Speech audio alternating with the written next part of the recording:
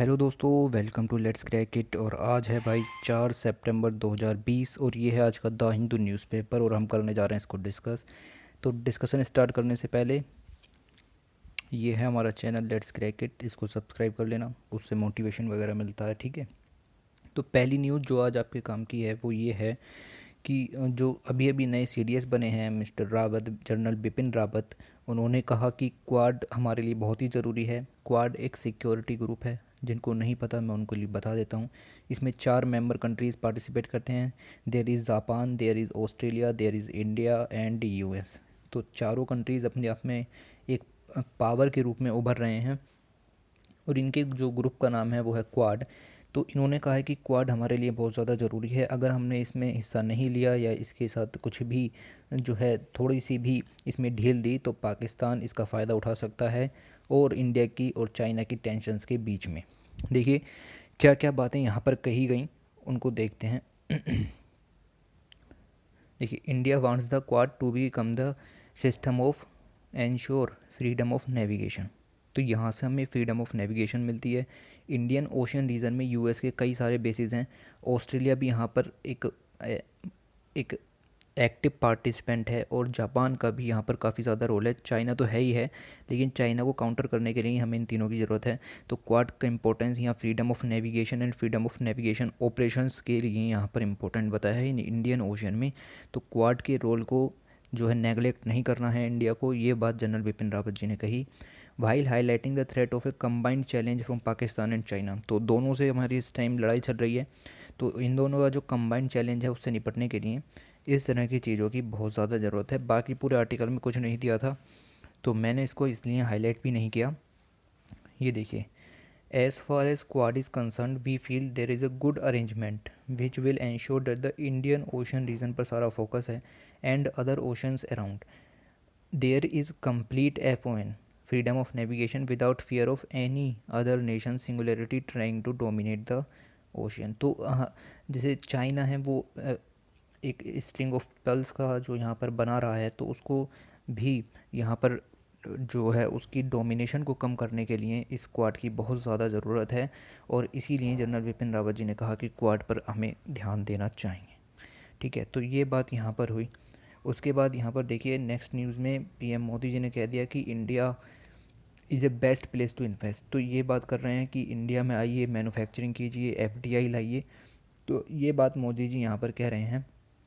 Article में कुछ नहीं है, वही एक मीटिंग में गए थे, वहाँ पर इन्होंने इस तरह की बातें की कि FDI के लिए इंडिया सबसे अच्छा प्लेस है और हमें मैन्युफैक्चरिंग पॉलिसी भी चलाई है, नेशनल मैन्युफैक्चरिंग पॉलिसी। उसमें 2024 तक हमें 25% तक उसका GDP में हिस्सा बढ़ाना है मैन्युफैक्चरिंग का, प्लस 100 मिलियन एक्स्ट्रा जॉब्स भी क्रिएट करने हैं। तो यही सब बातें हर जगह पर बताई जाती हैं।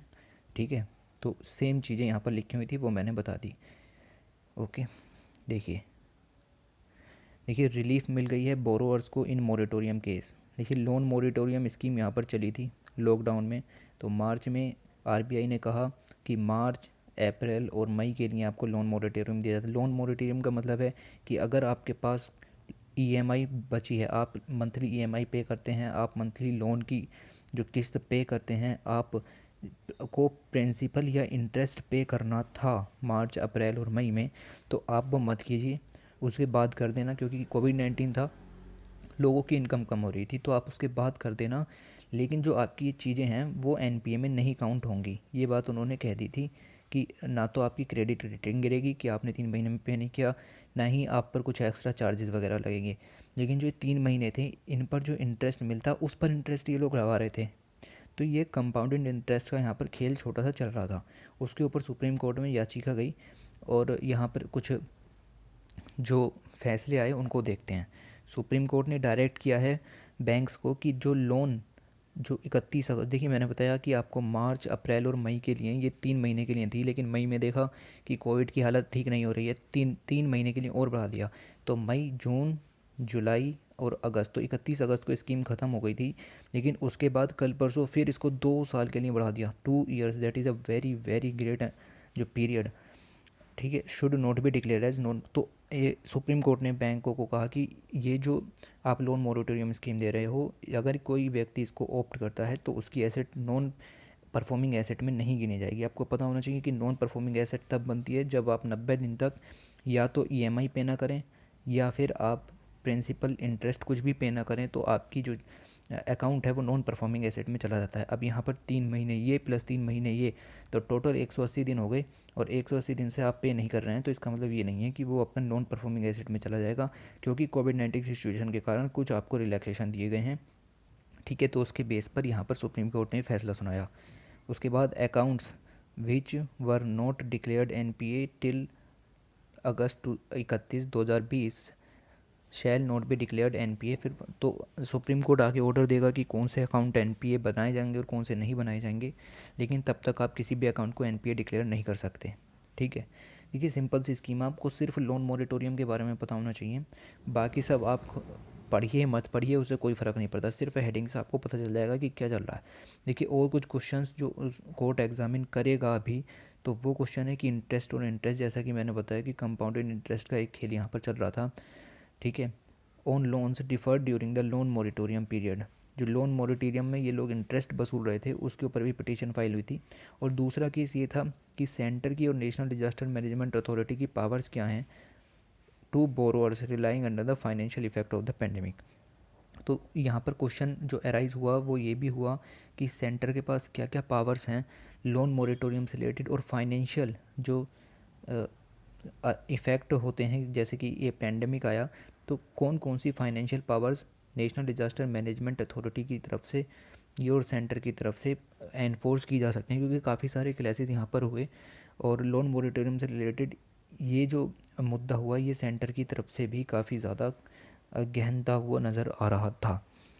तो यही जो चीज़ें हैं ये बात सुप्रीम कोर्ट में पहुंची और ये डिसीजन आई कि एक तो एनपीए डिसाइड नहीं होगा जब तक अगला ऑर्डर नहीं आ जाता, और लोन मॉरेटोरियम पे आप इंटरेस्ट ऑफ इंटरेस्ट का केस अभी चल रहा है, कुछ दिनों में शायद इसका जजमेंट आपको अखबार में देखने को मिलेगा। तब तक के लिए आगे किसी न्यूज़ पर चलते हैं। Okay, okay, I think that is only editorial page. Okay, देखिए ये कांग्रेस में इलेक्शंस के ऊपर है, ये आपको पढ़ने की ज़रूरत नहीं है।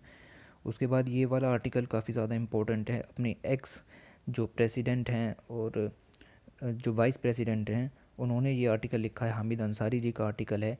आपको पता होगा कि गवर्नमेंट ने कहा कि मॉनसून सेशन हम स्टार्ट करने जा रहे हैं, 14 सितंबर से चलेगा, और इसमें क्वेश्चन आवर के लिए कोई जगह इन्होंने नहीं रखी।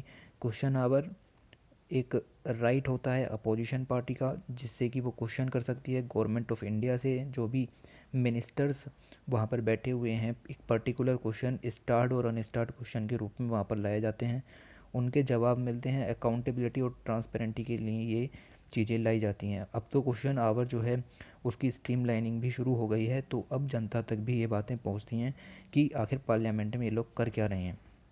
तो उससे रिलेटेड है कि आपने पेंडेमिक में जो ये क्वेश्चन आवर को कैंसिल कर दिया। देखिए the dropping of question hour which help the government feed nations pulse, जो कि नेशन की एक पल्स है जिससे कि गवर्नमेंट अकाउंटेबल रहती है, is against the grain of democracy. तो ये डेमोक्रेसी के अगेंस्ट है, तो इन्होंने इसको क्रिटिसाइज़ किया कि क्वेश्चन आवर होना चाहिए चाहे पेंडेमिक हो ना हो। ठीक है, कुछ पॉइंट्स आर्टिकल अच्छा था, तो यहाँ पर देखिए क्या क्या दिया हुआ है।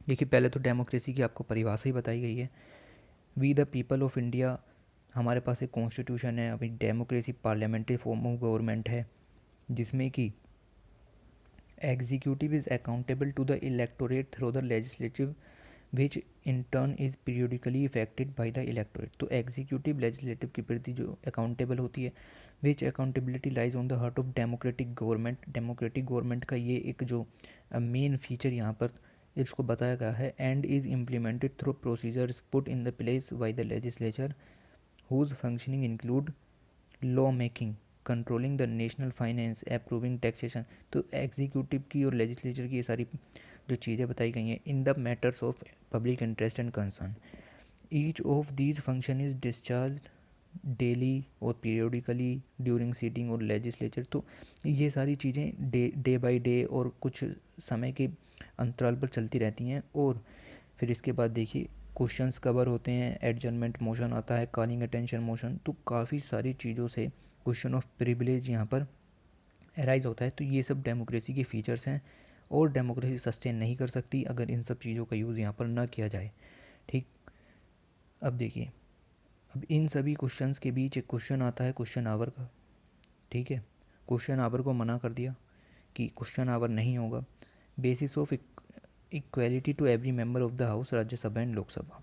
देखिए यहाँ समझ में नहीं आएगा। It has a special significance, it means question hour is a special significance in the proceedings of the parliament since it covers every aspect of government activity, domestic और फॉरेन। तो गवर्नमेंट की जो भी एक्टिविटी गवर्नमेंट कर रही है उसको regulate करना है तो आपको क्वेश्चन आवर की ज़रूरत पड़ेगी। The government of the day is thus help to feel the pulse of the nation. तो इससे जो गवर्नमेंट है, जो क्वेश्चन आवर है, उससे नेशन की जो पल्स है वो फील होती हुई नज़र आती है कि हम गवर्नमेंट को अकाउंटेबल रख रहे हैं, तो उसमें इसका मतलब है कि सारे काम सही चल रहे होंगे। And give the public a view to the performance of both its elected representative. तो पब्लिक को भी पता चलता है कि उन्होंने जिसको चुना है वो क्या काम कर रहे हैं। Of the ministers end of the ministers, और मिनिस्टर्स क्या काम कर रहे हैं, कुछ हो भी रहा है या नहीं हो रहा पार्लियामेंट में। क्वेश्चन आवर में कैसा क्वेश्चन पूछा गया, those who fumble are rarely forgotten. The rule of procedure in both the house prescribe the operational details. तो रूल्स ऑफ प्रोसीजर होते हैं लोकसभा और राज्यसभा दोनों में, तो उनमें दी हुई होती हैं कि जो क्वेश्चन आवर है वो किस तरीके से इम्प्लीमेंट होगा, कितने घंटे का होगा, क्या होगा, कैसे होगा। तो सब कुछ रूल ऑफ प्रोसीजर में लिखा हुआ होता है। देखिए यहाँ पर दिया होता है एक नोटिस पीरियड, आपको 15 दिन पहले बताना होता है कि हम ये वाला क्वेश्चन पूछेंगे। आपको दी हुई है कंडीशन ऑफ एडमिसिबिलिटी, आपको बैलेटिंग सिस्टम दिया होता है। एक इस तरीके से बास्केट होती है, उसमें सब क्वेश्चन डाल देते हैं। मान लो 80 क्वेश्चन डले तो सिर्फ 20 ही क्वेश्चन वहाँ से निकल पाएंगे। स्टार्ड क्वेश्चन की यहाँ पर बात हो रही है। एंड होस्ट, एक होस्ट होता है जैसे कि राज्यसभा का चेयरमैन और लोकसभा का speaker. Questions are addressed in a specific matter, कुछ स्पेसिफिक मैटर्स पर गवर्नमेंट से क्वेश्चन पूछे जाते हैं और उनके ओरल आंसर दीजिए या फिर रिटर्न आंसर दीजिए। ओरल का मतलब है कि स्टार्ट क्वेश्चन और रिटर्न का मतलब है unstarred question. The veracity of the answer given are matter to utmost importance. तो जो इम्पोर्टेंस है ऐसे क्वेश्चन को दिया जाता है जो नेशनल इम्पोर्टेंस के होते हैं, और मैक्सिमम मतलब कुछ ऐसा हो जिसमें नेशनल इंटरेस्ट इन्वॉल्व हो। Rules permitted correction in inaccuracy by the minister concern. Copies of the answer, तो आंसर्स जो दिए जाते हैं उनकी कॉपीज़ है। जो रिटन आंसर होते हैं, जो अनस्टार्ड क्वेश्चन होते हैं, उनकी कॉपी अवेलेबल होती है वेबसाइट पर। तो गवर्नमेंट की वेबसाइट पर इन चीज़ों की कॉपीज़ भी अपलोड की जाती है और राज्यसभा टीवी पर इन सब पे जो है स्ट्रीमलाइनिंग भी होती है। आगे देखिए, देखिए यहाँ पर देखिएगा अनाउंसमेंट इन पार्लियामेंट। तो फिर अब ये अनाउंसमेंट की कि 14 सितंबर से, जो 14 सितंबर 2020 से जो मानसून सेशन स्टार्ट होगा उसमें क्वेश्चन आवर नहीं होगा, no question hour will be there. तो ये सिचुएशन यहाँ पर बताई गई कि कोविड-19 को देखते हुए इन्होंने ये बात कही। तो यहाँ पर यही बताया था कि इस चीज़ को बताया गया है, और अब ये चीज़ क्यों बेकार है, किस तरीके से डेमोक्रेसी को हर्ट करेगी, उसके बारे में भी सर ने यहाँ डिस्कशन किया है। देखिए पहली बात तो ये इन्होंने कहा कि आप क्वेश्चन आवर नहीं कर रहे, लेकिन बहुत सारी स्टेट असेंबलीज़ हैं जो अब शुरू हो चुकी हैं कोविड-19 के बाद, और पार्लियामेंट में भी आप एक मानसून सेशन जो तैयार करने की बात कर रहे हैं, तो पार्लियामेंट भी सेशन में आ रही है और स्टेट असेंबलीज़ भी सेशन में हैं। तो इससे इस चीज़ का कोई फ़र्क नहीं पड़ता कि आप क्वेश्चन आवर करो या ना करो। अब अगर आप लोगों को इकट्ठा ही कर रहे हैं तो क्वेश्चन आवर करने में क्या ही दिक्कत है, ठीक है। तो इस चीज़ को यहाँ पर उठाया गया कि आपको कोविड-19 में दिक्कत क्या है कि आपको पास पास नहीं बैठना, ठीक है। 500 लोग आए, आपने अलग अलग बैठा दिया, तो क्वेश्चन आवर तो दूर से ही पूछा जाएगा ना। आप जो है रेटिंग ना दे करके ओरल आंसर दे दो, क्या दिक्कत है इसमें। तो इन्होंने यही कहा कि the deletion of question hour from the announcing agenda of the day is baffling. तो ये एक चकराने वाली न्यूज़ है कि इन्होंने जो क्वेश्चन आवर है उसको इंक्लूड क्यों नहीं किया। Understanding view curtailment of the right of the government. तो ये जो है जब क्वेश्चन आवर इंक्लूड नहीं कर रहे हैं तो जो गवर्नमेंट का, ओपोजिशन गवर्नमेंट का जो राइट है, राइट टू क्वेश्चन, उसको यहाँ पर कर्टेल किया जा रहा है, ठीक है। सब्सिक्वेंट फिर क्लास जो क्लैरिफिकेशंस भी दी जब गवर्नमेंट से पूछा गया कि भाई क्यों क्वेश्चन आवर नहीं आप इंक्लूड कर रहे, तो उन्होंने कहा कि भाई अनस्टार्ड क्वेश्चन जो है वो इंक्लूड रहेंगे, आप कर सकते हैं, लेकिन स्टार्ड क्वेश्चन यहाँ पर नहीं होंगे और सप्लीमेंट्री क्वेश्चंस भी आप नहीं पूछ सकते। तो अनस्टार्ड क्वेश्चन को यहाँ पर प्रायोरिटी दी गई। तो इन चीज़ों को लेकर के क्लैरिफिकेशन हुआ, पर ये तो तभी देखा जाएगा जब 14 सितंबर से आपका सेशन स्टार्ट होगा, ठीक है, कि क्या क्या चीज़ें यहाँ पर इम्प्लीमेंट की गई और क्या क्या नहीं की गई। देखिए एक पॉइंट यहाँ पर प्री के हिसाब से वेरी वेरी इंपॉर्टेंट दिया गया था। The chairman and the speaker unquestionably have the final word, understanding final word on the matters related of the proceedings of their respective house. तो पार्लियामेंट में राज्यसभा का जो स्पीकर होता है, वो राज्यसभा के जो चेयरमैन होते हैं और लोकसभा के जो स्पीकर होते हैं, उनकी फाइनल पावर यहाँ पर होती है। तो इस पॉइंट को थोड़ा सा याद रखिए। फिर यहाँ पर कंक्लूजन के लिए दिखाया गया है कि ये जो क्वेश्चन आवर है ये बहुत ज़्यादा ज़रूरी है, एग्जीक्यूटिव की अकाउंटेबिलिटी को बनाए रखने के लिए काफ़ी ज़्यादा ज़रूरी है। फिर सोशो इकोनॉमिक पॉलिटिकली नॉर्म्स को भी देखना होता है, और ये डेमोक्रेसी के पिलर्स भी हैं। इन सभी पर जो क्वेश्चंस एराइज करती है अपोजिशन, वो काफ़ी ज़्यादा इंपॉर्टेंट होते हैं। अभी क्वेश्चन किस तरह के राइज होंगे कि जैसे कि बिहार में बाढ़ आई, आपने क्या किया, तो उनको सबको आंसर देने के लिए अकाउंटेबिलिटी बनती है और लोगों तक ये बात पहुंचेगी तो लोग भी बताएंगे कि किया नहीं किया, तो वहाँ से अकाउंटेबिलिटी की पूरी बात सामने आती है। तो ये क्वेश्चन था। हामिद अंसारी जी ने लिखा, 2007 से 2017 तक ये हमारे वाइस प्रेसिडेंट रहे। बहुत अच्छा आर्टिकल था, सीधा क्वेश्चन था, आपके गवर्नेंस के जीएस पेपर 2 में भी आ सकता है और पॉलिटी में भी आ सकता है, क्योंकि क्वेश्चन आवर को भी इंक्लूड करता है और गवर्नेंस को भी इंक्लूड करता है। ये वेरी इंपॉर्टेंट था। ठीक है, अब यहाँ पर ये देखिए, ये वाला आर्टिकल यहाँ पर एजीआर के बारे में आया, adjusted gross revenue. Telecom companies पर अभी अभी चार्जेस लगा दिए गए कि 10 साल के अंदर अंदर जितना बकाया गवर्नमेंट ऑफ इंडिया का है वो वापसी करो। तो इसके ऊपर ये देखिए, ये वीडियो है, what is AGR controversies impact UPSC, 2 दिन पहले ही है, बल्कि 1 दिन पहले ही आई है, और काफ़ी अच्छी यहाँ पर ये वीडियो थी, इसको देखिएगा। ठीक है, इसका लिंक आपको मिल जाएगा या फिर आप जा कर के प्ले लिस्ट में देख सकते हैं। ये हेल्थ के ऊपर आर्टिकल है, जो हेल्थ में गैप्स हैं, आपको पता ही है क्या क्या गैप्स हैं, उसमें इतना कुछ नहीं की आपको ज़रूरत भी नहीं थी। Should the age of marriage of the women will be 21, तो क्या अभी पीएम मोदी ने कहा अपने जो 15 अगस्त की स्पीच में, उन्होंने कहा कि 18 से 21 करेंगे वुमेन की एज को, तो उसके ऊपर एक जो वीडियो है वो तभी बन चुकी थी, आप इसको जा कर के देख सकते हैं, इसका लिंक भी मैं नीचे दे दूँगा। ओके, ये देखिए, ये जो यहाँ पर कार्टून आता है ये क्वेश्चन आवर को दिखा रहा है कि क्वेश्चन आवर होना ज़रूरी है, पार्लियामेंट का बेस है। ओके, आगे चलते हैं, कुछ और न्यूज़ यहाँ काम की हो। ये देखिए, देखिए ये छोटे छोटे जो इमेजेस आती हैं इनमें भी आपको कुछ मिल जाता है। ये ऑनलाइन स्ट्रीमिंग कर रहा है किस चीज़ की, पुलिकल्ली। पुलिकल्ली इज़ द ओनम सेलिब्रेशन, जो ओनम जो त्यौहार होता है केरल का, उसके अंदर ही ये पुलिकल्ली एक तरह का रिचुअल होता है। ओके, तो आपको याद रखना है कि pulikali is a part of Onam and Onam is celebrated in Kerala. Done, आगे चलते हैं, कुछ और न्यूज़ इंपॉर्टेंट हों तो उनको भी देखते हैं। देखिए, फिर यहाँ पर बात आई है कि क्वेश्चन आवर की कितनी ज़्यादा अहमियत है, लेकिन जो उसके लिए 1 घंटा होता है, देखिए क्वेश्चन आवर के लिए 1 घंटा हर दिन होता है, तो यहाँ पर बताया गया कि 60% तो टाइम बेकार ही करा गया है क्वेश्चन आवर्स के लिए। यहाँ देखिए, स्टेटिक्स दिखाते हैं कि लास्ट 5 ईयर में 60% जो टाइम है क्वेश्चन आवर का वो डिसरप्शन के कारण ख़त्म हुआ है। मीन सिर्फ 40% ही बातें यहाँ सिद्ध हो पाई हैं। 2015 से 2019 के बीच 332 आवर्स अलॉट हुए क्वेश्चन आवर के लिए, 1 घंटा होता है एक क्वेश्चन आवर के लिए। Only 133 hours and 17 minutes were spend raise question. तो सिर्फ 332 में से 133 घंटे ही कुछ बातचीत हो पाई, बाकी के बाकी जो क्वेश्चन आवर्स के पीरियड थे वो ख़त्म हो गए, जो कि 60% थे।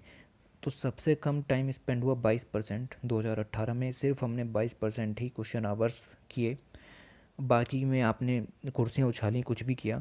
The best performance in the 2017 में बेस्ट रहा, हमने 57% क्वेश्चन के जवाब दिए और टाइमिंग भी जो है अच्छी रही। तो जितना टाइम अलॉट किया गया था उसका 60% के करीब हमने यहाँ आंसर दिए और टाइम को मैनेज किया। तो ये डाटा थोड़ा सा काम का हो सकता है, यहाँ पर हमने आपको समझा दिया, आप चाहें तो अपने नोट्स में इंक्लूड कर सकते हैं। फिर ये देखिए, देखिए council of scientific and industrial research, अपने यहाँ CSIRs होते हैं, गवर्नमेंट के अंडर में वर्क करते हैं। ठीक है, ये रिसर्च का काम करते हैं और साइंटिफिक मैनर्स के बेस पर बहुत सारे एरियाज़ में रिसर्च करते हैं। तो यहाँ पर क्या बताया गया कि 5 CSIR labs does not got no money from technology transfer. तो RTI फाइल हुई, पता चला कि 5 CSIR को तो बिल्कुल पैसे ही नहीं मिले। देखिए, some labs of Council of Scientific and Industrial Research, Indian Seminar Laboratory Research Network have earned no money from technology transfer since 2015। तो आप बताइए 5 साल में आपने रिसर्च के लिए कोई पैसा नहीं दिया, तो आप सोच रहे हैं कि भारत में कोविड-19 की वैक्सीन बन जाएगी। भाई कैसे बन जाएगी कोविड-19 की वैक्सीन अगर पैसे नहीं दोगे तो ये बात द हिंदू ने रिलीज़ की, आरटीआई द हिंदू की तरफ से फाइल हुई थी। तो ये देखिए डाटा क्या काम का था, बस इतना ही काम का था कि 2015 से लेकर के कुछ आपको मिला नहीं है। फिर ये देखिए Indian institute of petroleum, central building research institute, fourth paradigm institute, advance material and process research institute, institute of microbiology, तो इनको 0 लाख करोड़ रुपए मिले। सबसे ज़्यादा जो रुपए मिले वो मिले advance material and process research institute को, 707 लाख करोड़ रुपए यहाँ पर इसको अलॉट किए गए, है ना। तो अब यहाँ पर यही इशू था कि अनइक्वल डिस्ट्रीब्यूशन कैसे किया आपने। क्या ये शुरू के जो 5 इंस्टीट्यूट हैं क्या ये काम के नहीं हैं? क्यों अगर ये काम के नहीं हैं तो इनको हटा नहीं देते या फिर इनको फंडिंग दो। थाली पीटने से कुछ नहीं होगा, सड़क पर खड़े होकर के रिसर्च के लिए पैसे दोगे तभी काम बनेगा। तो ये यहाँ पर आर्टिकल था, ठीक है। इसको तो हम शुरू से ही क्रिटिसाइज़ करते हुए आ रहे थे कि आपको ग्रांट जो है वो देने तो पड़ेंगे तभी रिसर्च हो पाएगी। फिर ये देखिए ये प्रकाश भूषण जी ने यहाँ पर फिर बयान दिया। उन्होंने कहा कि जो कंटेम्प्ट ऑफ कोर्ट की पावर सुप्रीम कोर्ट यूज़ करता है भैया, वो freedom of speech and right का पूरी तरीके से हनन कर रही है। इसके ऊपर हर रोज़ आर्टिकल में जो न्यूज़पेपर है उसमें डिस्कशन होता है। तो अगर आप इस आर्टिकल को आज भी पढ़ रहे हैं तो फिर आप टाइम वेस्ट कर रहे हैं। सिर्फ हेडिंग पढ़िए कि क्या कह रहे हैं, आगे बढ़िए, कोई ज़रूरत नहीं है अंदर घुसने की। पता है कि वो तो कर ही रहा है, फिर उसमें बार बार पढ़ने की ज़रूरत क्या है। ओके, इसके ऊपर बहुत सारे एडिटोरियल्स हम पहले भी डिस्कस कर चुके हैं। अब छोटी छोटी न्यूज़ को हम इग्नोर ही करेंगे। देखिए कल का न्यूज़पेपर का अगर आपने देखा हो 3 सितंबर का, तो उसमें एक आर्टिकल आया था कि सुप्रीम कोर्ट ने ग्रांट कर दिया है परमानेंट कमीशन टू वुमेन। तो अब उन्होंने कहा था कि 1 फरवरी तक जिन लोगों के जिन वुमेंस का जो 14 साल का पीरियड था जिसमें उन्हें इस शॉर्ट सर्विस कमीशन पूरा करना था, ठीक है, तो उनको इन्होंने परमानेंट कमीशन दे दिया। अब डेट रखी 1 फरवरी, लेकिन कुछ जो महिलाएं थीं वो 1 फरवरी से बाद में उन्होंने अपने 14 साल पूरे किए, तो वो सुप्रीम कोर्ट में गई, बोली कि भाई थोड़ी सी डेट रिलैक्स कर दो, मार्च में बढ़ा दो। तो सुप्रीम कोर्ट ने मना कर दिया, मार्च में नहीं बढ़ेगा, फरवरी डिसाइड करिए, फरवरी में जाओ। तो no relaxation given in cut off date. Simple issue मैंने समझा दिया, इसको पढ़ने की ज़रूरत नहीं है, ठीक है। कल का न्यूज़पेपर जाइए, उसमें आर्टिकल पढ़िए, पूरा डिटेल में समझाया गया है, क्योंकि वो पहली दूसरी दफ़ा आया था। तो ये यहाँ पर चीज़ क्लियर हो गई। देखिए रोज़ रोज़ एक ही चीज़ पढ़ने से कोई फ़ायदा नहीं है। आपको पता है एनवायरमेंटल इम्पैक्ट असेसमेंट जो कि अभी पिछले 3 से 4 महीने से न्यूज़ में है, क्या है, तो ये आप देख लीजिएगा, एक वीडियो मिल जाएगी आपको इसके ऊपर भी। तो एनवायरमेंटल इम्पैक्ट असेसमेंट जो नोटिफिकेशन है वो रिलीज़ की गवर्नमेंट ने, और अभी ड्राफ्ट स्टेज में कई सारे इश्यूज़ यहाँ पर आ रहे हैं। इन्होंने खुली छूट दे दी है इंडस्ट्रीज़ को लगभग कि आप क्लियरेंस ले सकते हैं और आपको बिल्कुल मिल जाएगा चीज़ें। तो बहुत सारे फ्लॉज इसमें थे, तो इसके ऊपर एक जो कमेटी है वो यूएन में गई, और यूएन ह्यूमन राइट्स कमीशन अब पिक्चर में आ चुका है, ठीक है। तो देखते हैं यहाँ पर क्या होता है, और बाकी ईआईए के बारे में आपने पढ़ ही लिया होगा। ओके, देखिए यहाँ पर श्रीलंका की कैबिनेट अपॉइंट्स कर दिया है panel to draft new constitution. तो ये आर्टिकल डिस्कस हो चुका है पहले ही, श्रीलंका का न्यू कॉन्स्टिट्यूशन बनने जा रहा था, उसके बारे में डिस्कशन 1 वीक एगो हो चुका है। आप जाइए, नीचे लिंक मिल जाएगा, आप वहाँ से देख लीजिए कि श्रीलंका ने अब कमेटी डिसाइड कर दी है। तो अब ये डे बाई डे पढ़ने की ज़रूरत नहीं है कि कमेटी में कितने लोग थे, श्रीलंका का पढ़ रहे हो, ये ज़रूरत नहीं है। इंडिया का होता तो देखते कि एक वीडियो देखो कि किस्सा ख़त्म। देखिए देखिए आपको पता है कि टर्की में और ग्रीस में जो वॉर छिड़ी हुई है, क्योंकि वहाँ पर पेट्रोलियम के जो मेडिटेरियन में पेट्रोलियम की काफ़ी भारी मात्रा में भंडार मिल रहे हैं, तो उसको लेकर के टर्की और ग्रीस के बीच में जंग सी छिड़ी हुई है, जो वॉर है उस टाइप की सिचुएशन वहाँ पर आ गई है। इसके ऊपर एक सेपरेट वीडियो पड़ी हुई भी है, तो आप एक्सप्लेनेशन वाली प्लेलिस्ट में जाएंगे, वहाँ पर मिल जाएगी। तो रशिया भी यहाँ पिक्चर में आया, रशिया ने कहा हम तुर्की का साथ देंगे और मेडिटेरियन में ड्रिल्स करेंगे पेट्रोलियम प्रोडक्ट्स को जो है एक्सट्रैक्ट करने के लिए। ओके ओके देन, तो this is your the Hindu newspaper. देखिए रोज़ रोज़ एक ही न्यूज़ को पूरा पढ़ने की ज़रूरत नहीं है, वरना आप 2-2 घंटे में भी न्यूज़पेपर को पूरा नहीं कर पाएंगे। ओके, तो यहाँ पर ये आर्टिकल बहुत ही अच्छा था जो मिस्टर हामिद अंसारी जी ने दिया। आज की जो ब्रेकिंग न्यूज़ थी हमारे हिसाब से ये थी, ना कि जो ये सब न्यूज़ यहाँ पर आती हैं। ठीक है, फिर ये छोटे छोटे आर्टिकल्स, इन पर तो आपको नोट्स बनाने की ज़रूरत नहीं है, नोट्स बनाने हैं तो इन पर बनाइए, इस तरह के आर्टिकल्स पर।